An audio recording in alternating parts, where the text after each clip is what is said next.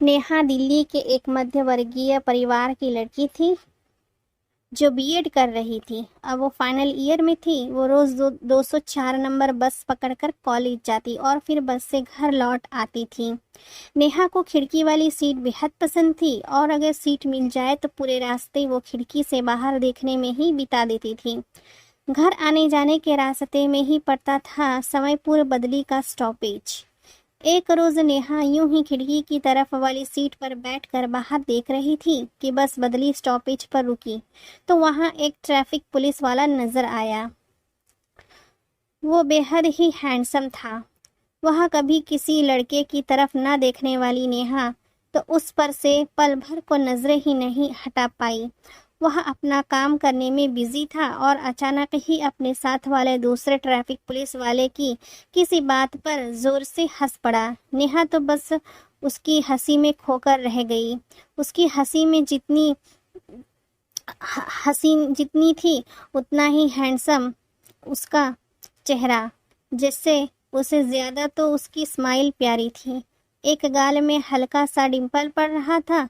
बस स्टार्ट हुई तो उसने इस तरफ देखा। खिड़की पर मौजूद नेहा ने उसके अचानक देखने पर हड़बड़ा कर दूसरी तरफ देखना शुरू कर दिया। उस ट्रैफिक पुलिस वाले ने कुछ सेकंड में ही नेहा पर से अपनी नजर हटा ली और फिर से अपने साथी से बात करने लगा। बस भी आगे बढ़ चुकी थी तो अब वह नजर आना बंद हो चुका था, लेकिन नेहा के दिमाग से उसकी छवि नहीं उतर रही थी। आज छुट्टी के वक्त भी आउटर मुद्रिका यानी बस से लौटते हुए जब बदली का स्टॉपेज आया तो बस में खड़ी नेहा ने फौरन बाहर देखा। उसकी नजर ट्रैफिक पुलिस वाले को तलाश कर रही थी पर वह नजर नहीं आया। आते हुए अक्सर ही उसे सीट नहीं मिला करती थी तो वह बस के आगे ही खड़ी बढ़ गई।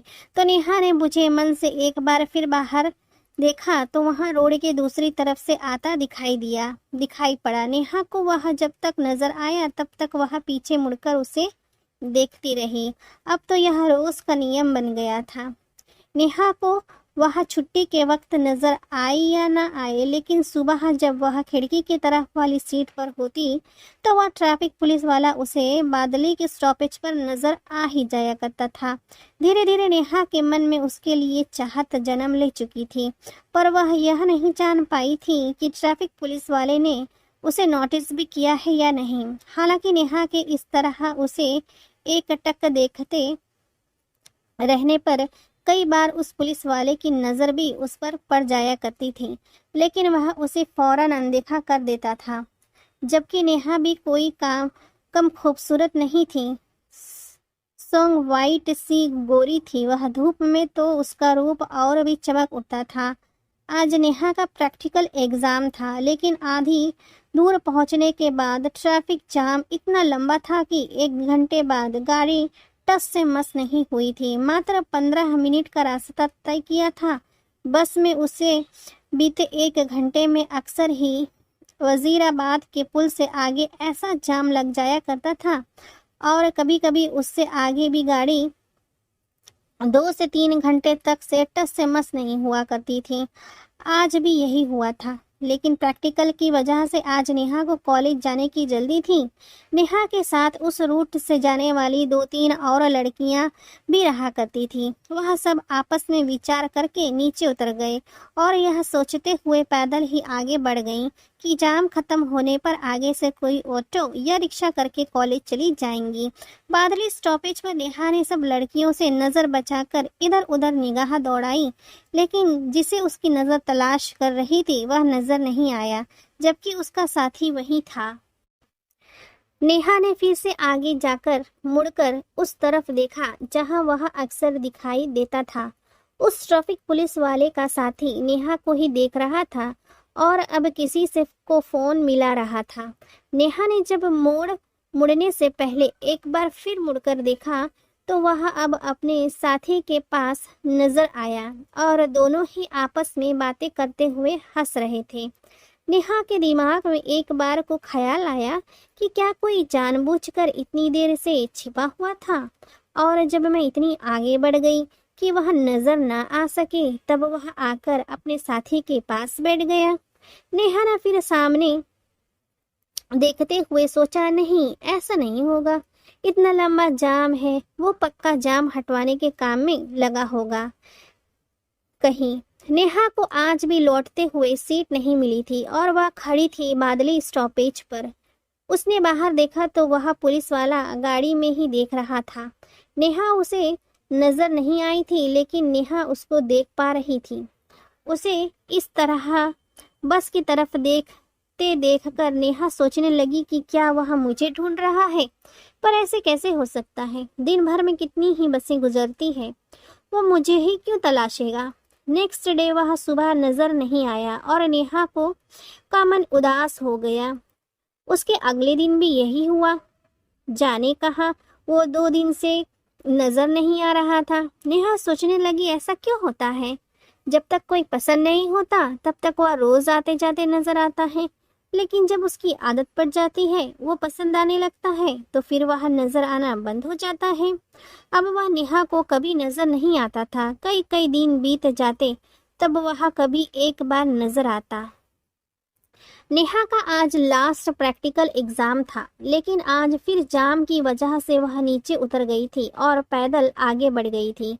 बादली पर आदत अनुसार उसकी नजर उठ गई और किसी की तलाश करने लगी।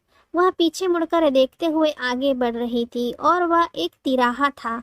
एक तरफ से आ रही टेम्पो से वह टकरा ही जाती कि तभी किसी ने उसका हाथ पकड़कर एक तरफ को खींच लिया और साथ ही साथ एक गंभीर सी आवाज कानों में पड़ी, ध्यान कहाँ है? नेहा ने अब फटाफट से चढ़ी हुई अपनी सांसों को संयंत्र किया और सामने देखते हुए कहा, सॉरी। हड़बड़ाहट में उसके मुंह से निकला, क्योंकि सामने उसका वही डैशिंग ट्रैफिक पुलिस वाला था और उसी ने नेहा की बाह पकड़कर उसे एक तरफ को खींचा था। सॉरी? वह हैरानी से बोला, मतलब थैंक यू मुझे बचाने के लिए। नेहा झेंपते हुए निगाहें चुराते हुए कही, इट्स ओके कहते हुए वह निर्विकार भाव से आगे बढ़ गया। नेहा भी अपने रास्ते चल दी। उसमें अब इतनी हिम्मत नहीं थी कि वह फिर से मुड़कर उस पुलिस वाले की तरफ देख सके।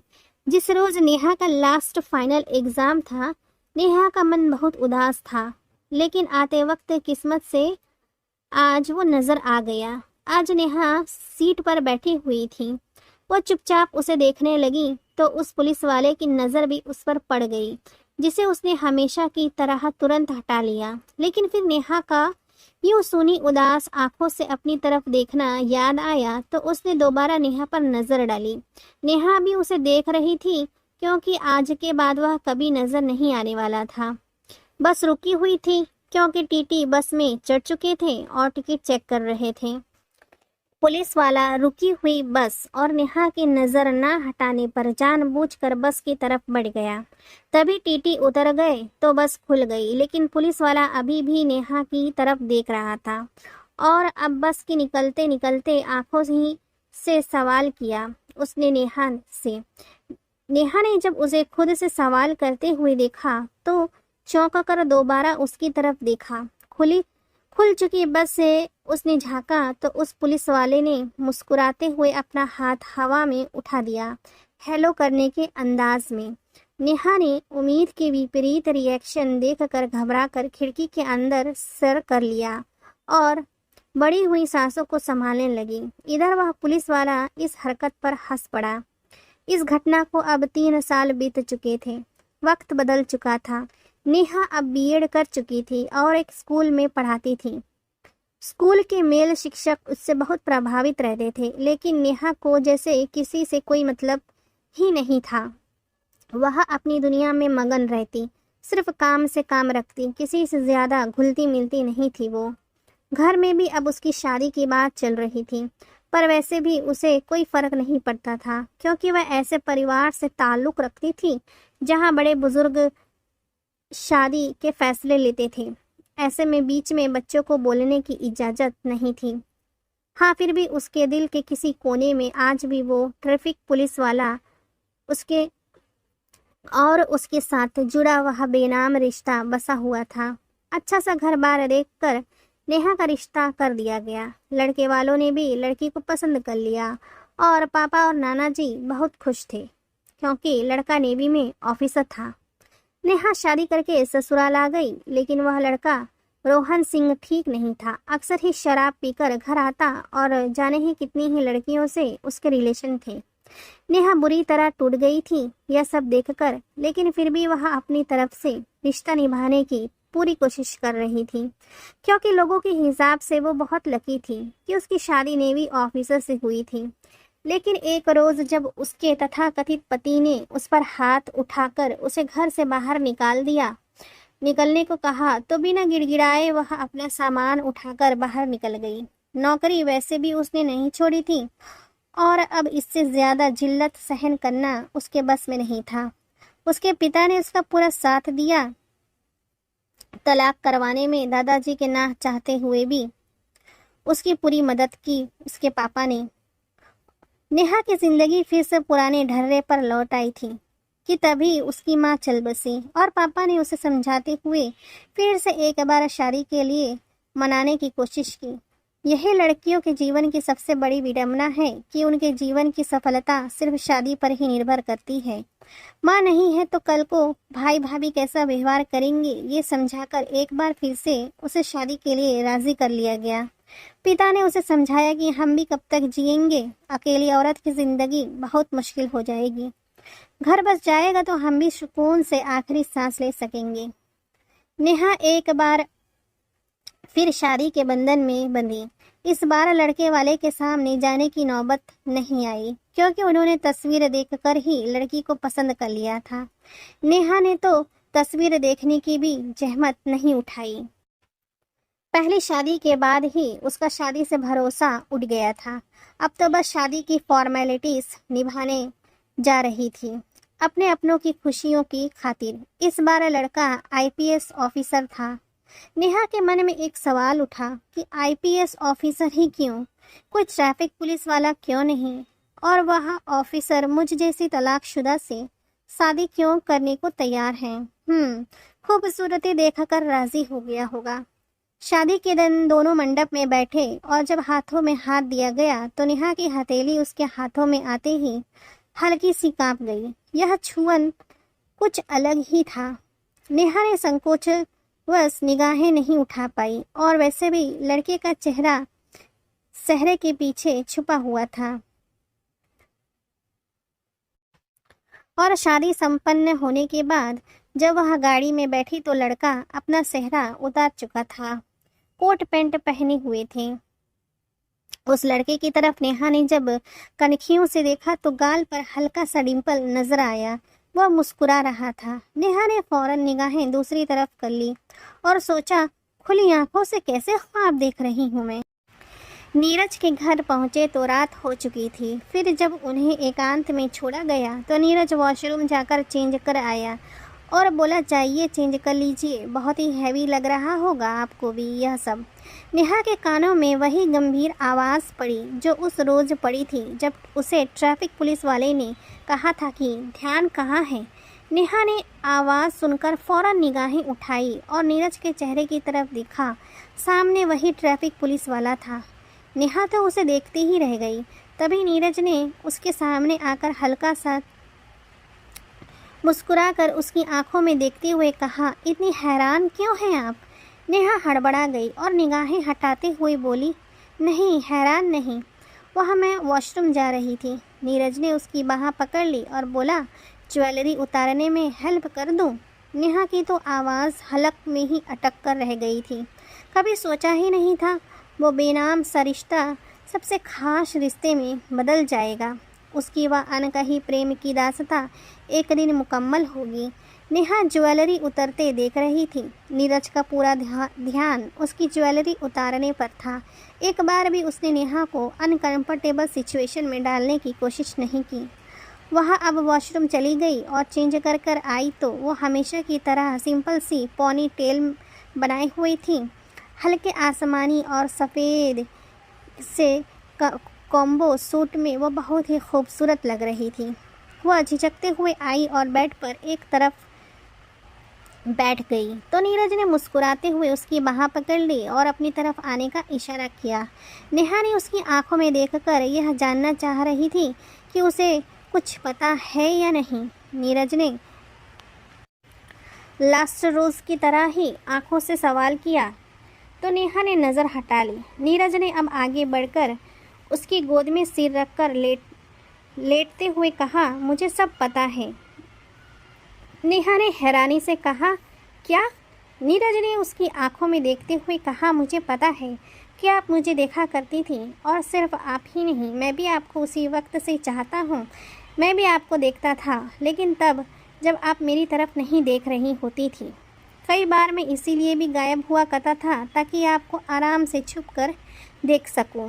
लास्ट में पता नहीं आप कहाँ चली गई, आपने कब बस से आना जाना बंद कर दिया। मैं भी उलझ गया था आईएएस की तैयारियों में, कभी वक्त ही नहीं मिल पाया कि आपकी तलाश करूं। बस मैं आपकी नज़र आने से ज़्यादा कुछ जानता भी तो नहीं था मैं आपके बारे में। फिर जब एग्ज़ाम पास कर लिया तब आपकी डिटेल्स देकर आपका स्केच तैयार करवाया अपने ही एक साथी से, और फिर आपके बारे में पता लगा तो शादी का प्रस्ताव भेजा और अब फाइनली हम एक दूसरे के सामने हैं। नेहा ने अपनी आंखें बंद कर ली और बोली, आप जानते हैं कि मैं तलाकशुदा हूँ। नीरज ने बैठते हुए उसकी बंद गीली पलकों पर अपने अधर रखते हुए कहा, कोई फ़र्क नहीं पड़ता, मैं आपसे प्यार करता हूँ और प्यार में शर्म और शर्त कैसी। आप अगर सिर्फ तलाकशुदा ना होकर बच्चों वाली तलाकशुदा होती तो भी मैं आपसे शादी करता।